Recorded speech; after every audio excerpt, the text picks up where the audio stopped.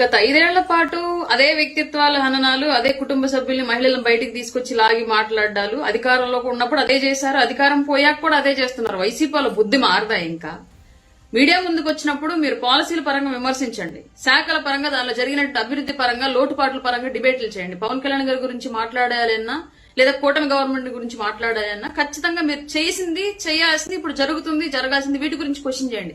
ఎంతసేపటికి personal విషయాలైనా media ముందుకు వచ్చి పవన్ కళ్యాణ్ గారి భార్యని, చంద్రబాబు నాయుడు గారి భార్యని, బీఆర్ నాయుడు గారిని, ఆయన కుటుంబాన్ని ఆ రోజాతో అనిపించడం ఎలా? ఇవాళ తిరిగి సమాధానం చెప్తే పొద్దున్నుంచి గగ్గోలు పెట్టడం ఎలా? అసలు ఎందుకని? మీ భారతిరెడ్డి గారు ఏమైనా బ్రహ్మ పదార్థమా ఏంటి? ఆవిడంటే మీరందరూ గగ్గోలు పెట్టేస్తున్నారు. బట్ మమ్మల్ని మాత్రం గత 5 ఏళ్ల పాటు మీ ఇష్టం వచ్చినట్టుగా వ్యక్తిత్వ హననాన్ని పాల్పడ్డారు కదా.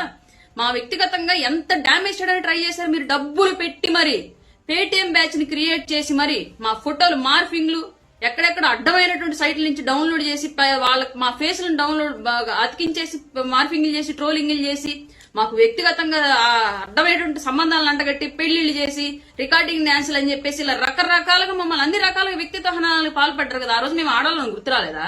భారతిరెడ్డి పుట్టినట్టు మేము పుట్టలేదా? భారతిరెడ్డిని పెంచినట్టు మా తల్లిదండ్రులు మమ్మల్ని పెంచలేదా? మమ్మల్ని అన్నప్పుడు బాధలేదా మాకు? ఆ రోజు మీకు ఎవరికి సిగ్గు, బుద్ధి, ఏ జ్ఞానం, ఏ బుర్రలో లేవా? ఇవాళ జగన్మోహన్ రెడ్డి గారి గురించి అలాగే భారతిరెడ్డి గారి గురించి మాట్లాడడంలో మీ అందరికి బాధలు వచ్చేస్తున్నాయా?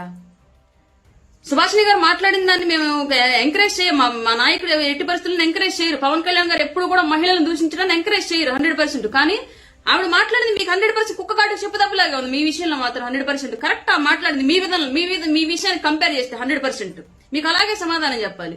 రోజా మీడియా ముందుకు వచ్చి ఆవిడ ఏ విషయం పాలసీ పరంగా క్వశ్చన్ చేయమని చెప్పండి. నాయకులను ఎవరినైనా సరే, కూటమి నాయకుల్ని, పవన్ కళ్యాణ్ గారిని, చంద్రబాబు నాయుడు గారిని ఎవరినైనా సరే, వాళ్ళ ఇంట్లో విషయాలు ఈవిడికెందుకు? పాలు పితుకుతున్నారని చెప్పేసి మహిళలను ప్రస్తావించడం ఒక మహిళ, పురుషుల నోట్లో ఐస్ క్రీమ్ పెట్టుకున్నారని చెప్పేసి అడగడం ఏంటి ఒక మహిళ? ఇదే మీరు ఎంకరేజ్ చేస్తున్నటువంటి విధానం. గత 5 ఏళ్ల పాటు తిట్టిన వాళ్ళందరికీ మంత్రి పదవులు, కార్పొరేషన్ చైర్మన్లు కట్టబెట్టుకుంటూ వెళ్ళిపోయారు. ఇప్పుడు అధికారం లేదు, అయినా సరే ఇప్పుడు కూడా అదే తిట్లు ఎంకరేజ్ చేస్తున్నాడు జగన్మోహన్ రెడ్డి.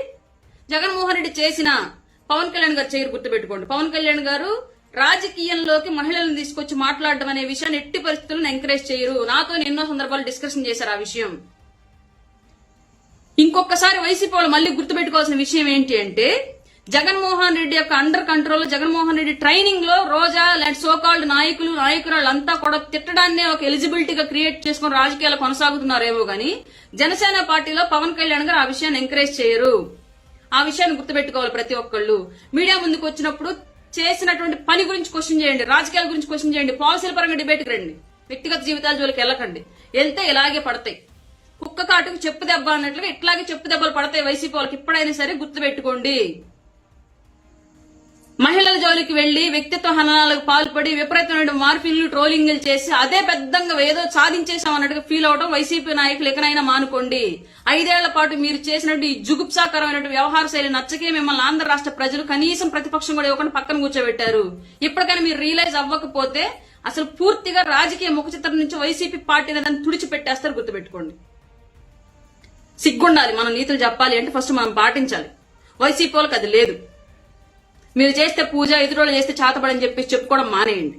భారతిరెడ్డి లాంటి వాళ్ళు అందరూ కూడా, భారతిరెడ్డి గారు రాజకీయాల్లో లేదు కదా ఎందుకంటారని మాట్లాడండి. మీరు అదే వాళ్ళని క్వశ్చన్ చేస్తున్నారు. అన్నాలజన గారు ఎప్పుడు రాజకీయాల్లోకి వచ్చారు? ఎందుకు మాట్లాడారు లాస్ట్ 5 years అందరూ? పవన్ కళ్యాణ్ గారు పిల్లల్ని ఎందుకు మాట్లాడించారు? బోర్గడ్డ అనిల్తో మాట్లాడించినోడు ఎవడు? వర్ర రవీందర్ రెడ్డితో మాట్లాడించినోడు ఎవడు? శ్రీరెడ్డితో మాట్లాడించినోడు ఎవడు? పంచ ప్రభాకర్తో మాట్లాడించినోడు ఎవడు? సోషల్ మీడియాలో ఒక ఉన్మాద మోకం తయారు చేసి, రాజకీయాల్లో ఒక ఉన్మాద మోకం తయారు చేసి, అసెంబ్లీ సాక్షిగా పుట్టుకల గురించి, డిఎన్ఏ గురించి మాట్లాడినాడు. ఇదంతా ఏంటి? మహిళలు కాదా? భువనేశ్వర్ గారి మహిళ కాదా? మీ ఇళ్లలో వాళ్లే మహిళలు అనుకోవటం, మిగతా వాళ్ళ ఇళ్లలో వాళ్ళు మహిళలు కాదనుకోవటం. దయచేసి ఆ భ్రమల నుంచి బయటికి రండి వైసీపీ నాయకులంతా. రెస్పెక్ట్ అనేది ఇస్తే తిరిగి వస్తుంది. మీకు ఇవ్వడం చేతకాల, తిరిగి ఎక్స్పెక్ట్ చేయకండి. అయినా సరే మీకు వస్తుంది ఇప్పుడు. ఎందుకంటే మీ గవర్నమెంట్ లోనూ మీరే వాయిస్ రేసి మమ్మల్ని మాట్లాడారు. ఇప్పుడు మా గవర్నమెంట్ లో కూడా మీరే మమ్మల్ని మాట్లాడుతున్నారు. మేము మాట్లాడట్లా. మిమ్మల్ని కదిలించుకుంటే తిరిగి కొడుతున్నాం అంతే.